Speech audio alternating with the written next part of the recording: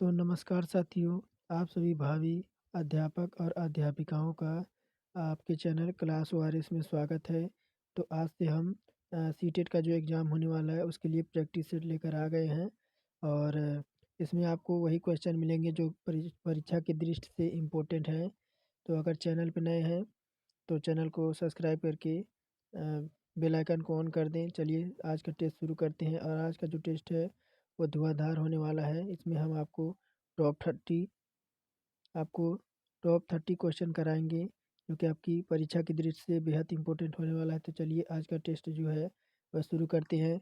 देखिए पहला क्वेश्चन क्या कह रहा है कि खिलौने की आयु को कहा जाता है, यानी खिलौनों की आयु को कहा जाता है, यानी खिलौनों की आयु कौन सी होती है, पूरे पूरे बाल अवस्था को या उत्तरा बाल अवस्था को या शैशवावस्था को या इनमें से सभी को।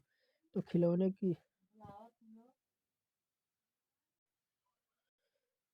की आयु कहा जाता है, जो आपका कहा जाता है ये पूरे बाल अवस्था को, बाल अवस्था जो होता है उसमें जो बालक होता है वह खिलौने के लिए आपका व्याकुल होता है। इसी वजह से इसको पूरे बाल अवस्था कहा जाता है, क्योंकि बालक जो होता है इसी में आपका खिलौने के प्रति आपकी रुचि रखता है। तो ऑप्शन नंबर ए हमारा करेक्ट हो जाएगा। और निम्न में से कौन सी पूरे बाल अवस्था की विशेषता नहीं है।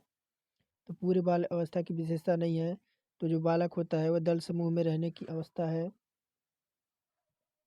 तो अनुकरण की अवस्था है, प्रश्न करने की अवस्था है या खेलने की अवस्था है। तो पूरे बाल अवस्था की जो विशेषता नहीं होती है वह क्या होती है, दल समूह में रहने की, यही हमारा करेक्ट हो जाएगा।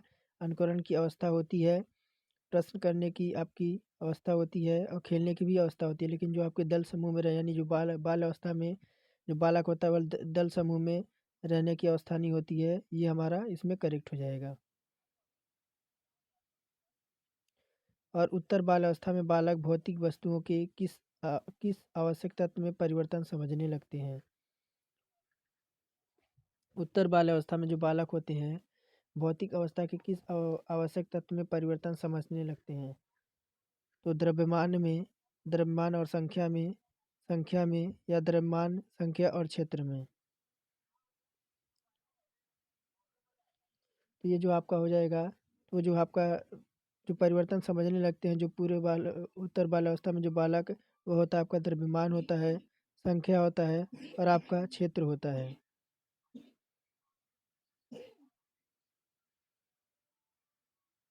ऑप्शन नंबर डी हमारा करेक्ट हो जाएगा।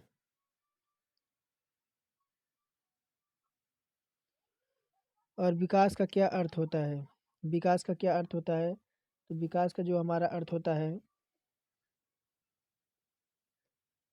तो विकास का क्या अर्थ होता है, तो परिवर्तन की उत्तरावधा श्रृंखला या अभिप्रेरणा के फलस्वरूप होने वाले परिवर्तन का उत्तराव श्रृंखला या अभिप्रेरणा एवं अनुभव के फलस्वरूप होने वाले परिवर्तनों को उत्तरोत्तर श्रृंखला 105 या परिपक्वता एवं अनुभव के फलस्वरूप जो होने वाले परिवर्तन को श्रृंखला। तो विकास का अर्थ क्या होता है, तो विकास का जो अर्थ होता है वो आपका होता है परिपक्वता एवं अनुभव के जो फलस्वरूप जो आपका परिपक्वता एवं अनुभव के हिसाब से जो आपका फलस्वरूप जो होने वाले परिवर्तन को श्रृंखला को ही हम विकास का अर्थ कहते हैं। यानी जब आप अनुभव करेंगे किसी विषय के वस्तु के बारे में और उसमें परिपक्व होंगे, तो इसी उसी को फलस्वरूप जो होने वाला आपका परिवर्तन होगा उसी को विकास का अर्थ माना जाएगा। तो ऑप्शन नंबर डी हमारा करेक्ट हो जाएगा। और विकास के संदर्भ में निम्न में से कौन सा कथन सत्य नहीं है। विकास के कथन में आपका कौन सा कथन आपका सत्य नहीं है। तो तो देखिए विकास की प्रत्येक अवस्था के अपने खतरे हैं। विकास उकसाने बढ़ावा देने से नहीं होता है। विकास सांस्कृतिक परिवर्तन से प्रभावित होता है, या विकास की प्रत्येक अवस्था को अपनी विशेषताएं होती हैं। तो देखिए ऑप्शन नंबर बी हमारा करेक्ट हो जाएगा, विकास उकसाने और बढ़ावा देने से नहीं होता है। ऑप्शन नंबर बी हमारा करेक्ट हो जाएगा। और निम्न में से कौन सा विकासात्मक कार्य उत्तर बाल्यावस्था के उपयुक्त नहीं है।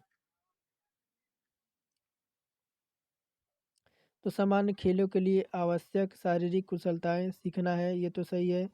और देखिए पूर्वसोचित या ध्योचित सामाजिक भूमिकाओं को प्राप्त करना, ये हमारा करेक्ट हो जाए रॉन्ग हो जाएगा। व्यक्तिगत आत्मनिर्भरता प्राप्त करना और अपने हम उम्र बालकों के साथ रहना सीखना, ये भी सही हो। लेकिन देखिए ऑप्शन नंबर बी हमारा इसमें सही हो जाएगा कि जो विकासात्मक कार्य जो होते हैं वह बाल्यावस्था के उपयुक्त नहीं है। तो कौन सा? तो पुरुषोचित या ध्येयोचित सामाजिक भूमिकाओं को प्राप्त करना। ऑप्शन नंबर बी हमारा इसमें रॉन्ग हो जाएगा। और सामान्य परिपक्वलन से पहले प्रशिक्षित करना प्राय क्या कहलाता है? सामान्य परिपक्वन से पहले प्रशिक्षित प्राय क्या कहलाता है? तो क्या कहलाता है? तो ये आपका जो लाभकारी हो या हानिकारी हो, यह इस बात पर निर्भर करता है कि प्रशिक्षण में किस प्रकार की विधि का प्रयोग किया गया। यानी सामान्य परिपक्वलन से प्रशिक्षित प्राय यही होता है कि लाभकारी हो या हानिकारी हो, या आपके जो प्रशिक्षण में किस प्रकार की विधि का प्रयोग किया गया। ऑप्शन नंबर डी हमारा करेक्ट हो जाएगा।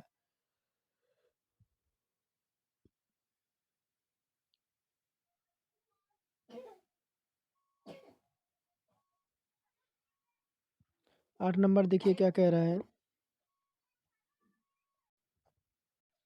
और आपका 8वां नंबर प्रश्न है, 5 वर्ष का राजू अपनी खिड़की के बाहर तूफान को देखता है। बिजली चमकती है और कड़कने की आवाज़ आती है। राजू शोर सुनकर उछलता है। बार बार यह घटना होती है। कुछ फिर कुछ देर शांति के पश्चात बिजली कड़कती है। राजू बिजली की गर्जना सुनकर उछलता है। राजू को उछलना सीखने की किस सिद्धांत का उदाहरण है? तो साधीय अनुबंधन है, क्रिया प्रसूत अनुबंधन है, या प्रश्न एवं भूल है, या इनमें से कोई नहीं। तो एक बालक है जिसका नाम राजू है। वह जब बिजली बार बार तड़कती है तो उसको देखकर सुनकर वह उछलता कूदता है। तो यह क्रिया आपकी किस सिद्धांत पर आधारित है? तो ये क्रिया जो आपकी है वह साधी अनुबंधन है। क्या है? तो साधी अनुबंधन है। ऑप्शन नंबर ए हमारा करेक्ट हो जाएगा। और 9 नंबर देखिएगा, सकारात्मक दंड का निम्न में से कौन सा उदाहरण है? सकारात्मक दंड का निम्न में से कौन सा उदाहरण है? तो मित्रों के द्वारा उपहास, या मित्रों के साथ समय बर्बाद करना, या मीन मेख निकालना बंद करना, या इनमें से सभी। तो सकारात्मक दंड का जो निम्न से कौन सा उदाहरण है? तो मित्रों के साथ समय बर्बाद करना। ऑप्शन नंबर बी हमारा करेक्ट हो जाएगा। और निम्न में से कौन सा कथन अभिप्रेरणा एक प्रक्रिया के संदर्भ में उपयुक्त नहीं है?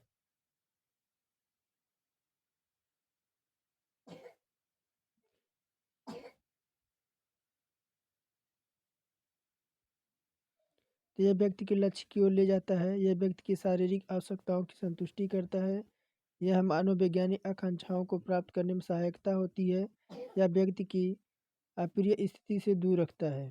तो जो आपका अभिप्रेरणा एक प्रक्रिया के संदर्भ में उपयुक्त नहीं है, तो वह कौन सा हो जाएगा? कि यह व्यक्ति के शारीरिक आवश्यकताओं की संतुष्टि करता है, यही हमारा इसमें से नहीं होगा। और किसी उद्दीपन के निरंतर दिए जाने वाले व्यवहार में होने वाला अस्थायी परिवर्तन कहलाता है। किसी उद्दीपन को निरंतर दिए जाने व्यवहार में जो अस्थायी परिवर्तन क्या कहलाता है? अभ्यस्तता कहलाता है, अधिगम कहलाता है, या अस्थायी अधिगम है, या अभिप्रेरणा है। तो इसको क्या कहते हैं? तो इसको हम अभिप्रेरणा कहते हैं। ऑप्शन नंबर डी हमारा करेक्ट हो जाएगा। और 12 नंबर देखिए, विद्यार्थियों की अभिवृत्ति में परिवर्तन के लिए निम्न में से किस विधि का प्रयोग अध्यापक को करना चाहिए? तो जो आपकी विद्यार्थियों की जो अभिवृद्धि में परिवर्तन लाने के लिए जो अध्यापक को किस विधि का प्रयोग करना चाहिए? दबाव से किसी बात या विचार के लिए राजी करना चाहिए, या किसी विचार को दोहराने या दृढ़तापूर्वक व्यवहार करना चाहिए, या किसी प्रशंसनीय व्यक्ति द्वारा समर्थन एवं स्वीकृति द्वारा, या संदेश के साथ साहचर्य स्थापित करना। तो कौन सी विधि है जिससे आपका जो है अध्यापक की अभिवृद्धि द्वारा वह परिवर्तन लाया जा सकता है?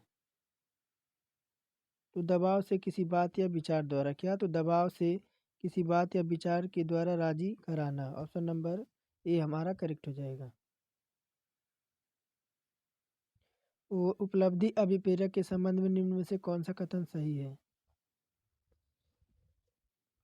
उपलब्धि अभिप्रेरक के संबंध में निम्न में से कौन सा कथन सही है? तो उपलब्धि अभिप्रेरक जीवित रहने के लिए आवश्यक है, ये तो हमारा सही हो जाएगा। यदि व्यक्ति क्षमताओं की संतुष्टि महत्वपूर्ण हो तो उपलब्धि अभिप्रेरणा को विकास प्रेरक कहा जा सकता है, ये भी सही है। यदि व्यक्तियों के मध्य प्रतियोगिता पर बल है तो वो उपलब्धि अभिप्रेरक के सामाजिक अभिप्रेरक को कहा जाता है, ये भी सही है। यानी और जो है आपका ऑप्शन नंबर डी हमारा, ये तीनों जो विकल्प दे रखे हैं वो हमारे सही हैं। और 6 से 14 वर्ष की अवस्था में बालक रुचि लेना प्रारंभ करता है, तो धर्म में, मानव शरीर में, यौन संबंध में या विद्यालय में। तो 6 से जो 10 वर्ष की अवस्था में होता है वो बालक किस चीज़ में आपका रुचि लेना पसंद करता है, तो ये हमारा जो हो जाएगा वह कहाँ पे है, तो विद्यालय में। और कौन सा सिद्धांत व्यक्त करता है कि मानव मस्तिष्क एक बर्फ की बड़ी चट्टान के समान है जो अधिकांश छिपी रहती है, उसमें चेतन का 3 स्तर है। तो गुण सिद्धांत है, प्रकार सिद्धांत है, मानव विश्लेषणात्मक सिद्धांत है या व्यवहारवाद सिद्धांत है। तो ये आपका जो है मानव विश्लेषणात्मक जो आपका सिद्धांत है, जो बड़ी चट्टान जो बर्फ के समान है, उसमें जो आपकी अधिकांश जो चेतना छिपी रहती है वो 3 स्तर जो होता है वो मानव विश्लेषणात्मक सिद्धांत होता है। ऑप्शन नंबर सी हमारा करेक्ट हो जाएगा। और कुछ लोगों का कहना है कि जब बालक को गुस्सा आता है तो वह खेलने के लिए चले जाते हैं जब तक कि पहले से अच्छा महसूस नहीं करते। उनके व्यवहार में कौन सी प्रतिरक्षा तंत्र आपकी प्रतिलक्षित होती है, तो प्रेक्षण प्रक्षेपण होता है या विस्थापन होता है या प्रतिक्रिया निर्माण होता है या उदातीकरण होता है। तो इसके लिए जो आपका होता है, जो आपका प्रतिरक्षा तथा प्रतिलक्षित जो होते हैं, उसके लिए जो आपका विस्थापन होता है वह खेलने के लिए चले जाते हैं। उनके व्यवहार में जो आपका अच्छा महसूस नहीं कर पाते हैं, तो उससे जो आपका होता है वह विस्थापन के कारण होता है। ऑप्शन नंबर बी हमारा करेक्ट हो जाएगा। और समायोजन से तात्पर्य स्वयं स्वयं का जो विभिन्न परिस्थितियों में अनुकूलन करना ताकि संतुष्ट किया जा सके, यह क्या होगा। तो समायोजन से तात्पर्य स्वयं को विभिन्न परिस्थितियों में अनुकूल अनुकूल करना ताकि संतुष्ट किया जा सके, तो दूसरों को, प्रेरकों को, उद्देश्यों को या आवश्यकताओं को। तो समायोजन से तात्पर्य जो है स्वयं के विभिन्न परिस्थितियों में जो अनुकूलन करना ताकि असंतुष्ट किया जा सके, तो किसको, तो आवश्यकताओं को। ऑप्शन नंबर डी हमारा करेक्ट हो जाएगा।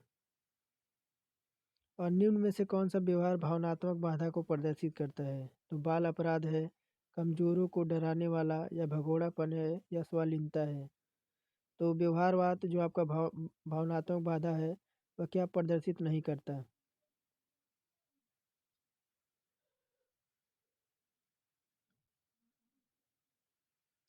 तो क्या, तो स्वालीनता, स्वालीनता जो है आपका ये प्रदर्शित नहीं करता। ऑप्शन नंबर डी हमारा करेक्ट हो जाएगा। निःशक्त बालकों की शिक्षा के लिए प्रावधान किया जा सकता है। जो निःशक्त बालक हैं उनके लिए शिक्षा के लिए क्या प्रावधान किया जा सकता है, तो समावेशी शिक्षा द्वारा या मुख्य धारा में डालकर या समाकलन द्वारा या इनमें से कोई नहीं।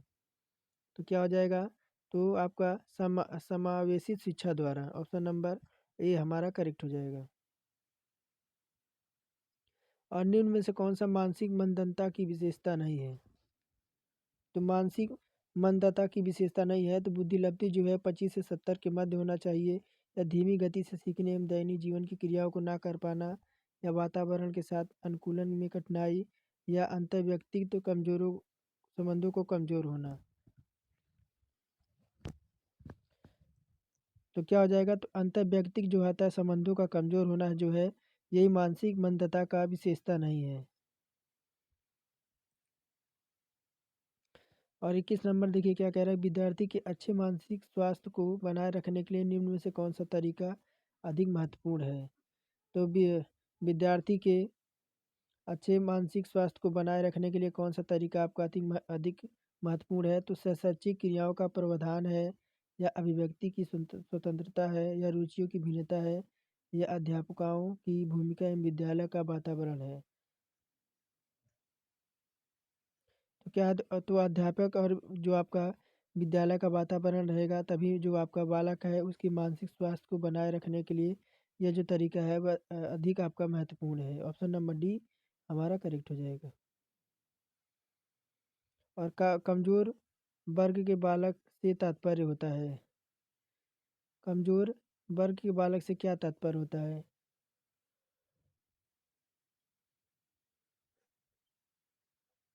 तो ऐसे अभिभावकों के बालक से जिनकी वार्षिक आय कम है, ये तो बिल्कुल नहीं होगा। ऐसे अभिभावक के बालक जो वंचित वर्ग से में आते हैं, ऐसा तो कोई बात नहीं है। ऐसे अभिभावक बालक जो गरीबी रेखा से नीचे की सीमा से आते हैं, ऐसा भी नहीं है। ऐसे अभिभावक के बालक जो सरकार द्वारा निर्धारित न्यूनतम आय की वार्षिक आय के सीमा से नीचे के वर्ग में आते हैं। तो ऑप्शन नंबर डी हमारा करेक्ट हो जाएगा।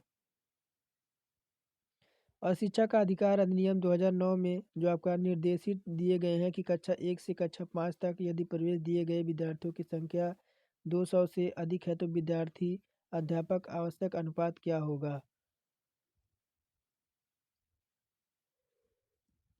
तो 30, 40, 45 या 50। तो आपका जो अध्यापक और विद्यार्थियों का अनुपात क्या रहना चाहिए? तो आपका 40 रहना चाहिए। ऑप्शन नंबर बी हमारा करेक्ट हो जाएगा। कितना? तो ऑप्शन नंबर बी 40 होना चाहिए। यह 2009 का जो आपका निर्देशित जो आंकड़ा है कक्षा 1 से कक्षा 5 तक आपकी यदि विद्यालय में 200 से अधिक बच्चे हैं तो विद्यार्थी और अध्यापक का आवश्यक अनुपात आपका होना चाहिए, तो 40 का अनुपात होना चाहिए। और क्रियात्मक अनुसंधान के संबंध में निम्न में से कौन सा कथन सही नहीं है? क्रियात्मक अनुसंधान के संबंध में निम्न में से कौन सा कथन सही नहीं है? यदि अध्यापक एवं शिक्षा व्यवसाय से जुड़े लोगों के द्वारा किया जाता है, यदि अध्यापकों एवं शिक्षा व्यवसाय से जुड़े लोगों के द्वारा किया जाता है तो बिल्कुल सही है। यदि किसी विशिष्ट समस्या के समाधान के लिए किया जाता है, ये भी सही है। व्यापक स्तर पर निर्णय लेने के लिए सूचना संकलन का कार्य इसमें किया जा सकता है, ये तो हमारा नहीं होगा। ये ऑप्शन नंबर सी हमारा इसमें इसी का जो कथन है यही हमारा सही नहीं है। बाकी ऑप्शन नंबर डी देखिए कि स्थानीय स्तर पर रोजमर्रा की समस्याओं के समाधान के लिए क्रियात्मक अनुसंधान किया जा सकता है, तो ऑप्शन नंबर डी हमारा करेक्ट हो जाएगा। बाकी इसमें यही हमारा कथन सही नहीं है, ऑप्शन नंबर सी। निम्न में से कौन सा कथन शिक्षण के बारे में सत्य नहीं है? तो शिक्षण में सुधार किया जा सकता है, तो ये बिल्कुल सही है। शिक्षा में हमारा सुधार किया जा सकता है और शिक्षण औपचारिक एवं अनौपचारिक दोनों प्रकार का होता है, ये भी सही है। शिक्षण विज्ञान के साथ साथ कला भी है, ये भी हमारा सही है। शिक्षण अन्वेषण है, ये तो भी हमारा बिल्कुल नहीं होगा। तो ये हमारा कथन जो है आपका ऑप्शन नंबर डी ये हमारा सत्य नहीं है। और आगे देखिए राष्ट्रीय पटचार्य रूपरेखा 2005 में जो गुणवत्ता का आयाम है शीर्षक के अंतर्गत अधिक महत्व दिया गया है। तो राष्ट्रीय परिचय जो आपका राष्ट्रीय पाठ्यचर्या है रूपरेखा 2005 के अनुसार जो गुणवत्ता आयाम शीर्षक के अंतर्गत जो अधिक महत्व दिया गया है किसका? तो भौतिक संसाधनों का शिक्षित एवं अभिप्रेरित अध्यापकों का या बालकों को ज्ञान संदर्भ में संरक्षित अनुभवों का या बालक के लिए संरचित अनुभव में पाठ्यक्रम के सुधार को। ऑप्शन नंबर डी हमारा जो बालक के लिए संरचित अनुभव एवं पाठ्यक्रम यानी सुधार का जो है ये हमारा करेक्ट हो जाएगा, ऑप्शन नंबर डी। और राष्ट्रीय पाठ्य रूपरेखा 2005 में निम्न में से किस परीक्षा संबंधी सुधारों को सुझाया गया है? तो कक्षा आपकी परीक्षा ऐच्छिक है या विद्यालय शिक्षा की विभिन्न अवस्थाओं पर राज्य स्तर की परीक्षा संचालक है या प्रतियोगी प्रवेश परीक्षा की ऐच्छिक है या इनमें से सभी?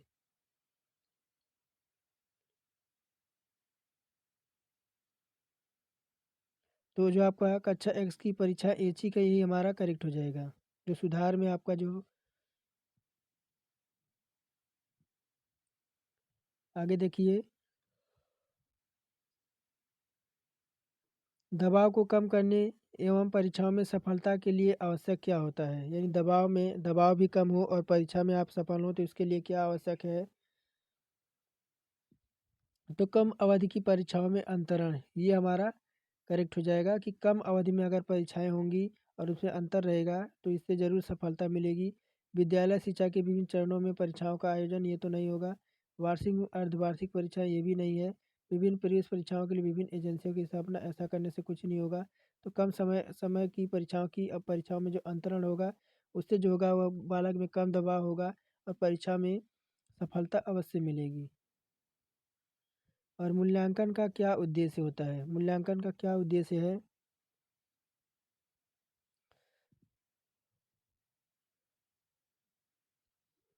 तो बालक को धीमी गति से सीखने वाले एवं प्रतिभाशाली बालकों के रूप में लेबल करना ये तो नहीं होगा।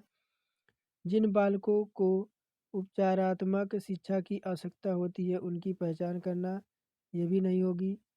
और अधिगम की कठिनाइयाँ व समस्या वाले क्षेत्रों को पता लगाना ये भी ऑप्शन सी भी नहीं होगा। ये देखिए ऑप्शन नंबर डी, उत्पादक जीवन जीने के लिए शिक्षा किस सीमा तक तैयार कर पाई है? पुष्टि पोषण प्रदान करना, यानी ऑप्शन नंबर डी हमारा करेक्ट हो जाएगा। और प्राथमिक विद्यालयों के बालकों के लिए निम्न में से किसे बेहतर मानते हैं? प्राथमिक विद्यालय में जो बालक अध्ययन कर रहे हैं वो बालकों के लिए निम्न में से किसे बेहतर मानते हैं? तो वीडियो अनुकरण द्वारा, प्रदर्शन द्वारा या स्वयं द्वारा तैयार किया गया अनुभव या इनमें से सभी। तो स्वयं के द्वारा जो आपका अनुभव है उससे जो बालकों के लिए वह बेहतर आपका जो है अनुभव के द्वारा, बेहतर स्वयं के द्वारा जो अनुभव रहेगा उससे जो है बालकों को विद्यालय में आपको बेहतर माना जा सकता है। ऑप्शन नंबर सी हमारा करेक्ट हो जाएगा। तो हमारे थे टॉप 30 क्वेश्चन जो कि आपके CDP से थे, चाइल्ड डेवलपमेंट। तो चलिए फिर मिलेंगे नेक्स्ट क्लास में। अगर क्लास पसंद आई हो तो चैनल को ज़रूर सब्सक्राइब करके बेल आइकन ऑन कर दें। तो चलिए आज का टेस्ट यहीं समाप्त करते हैं।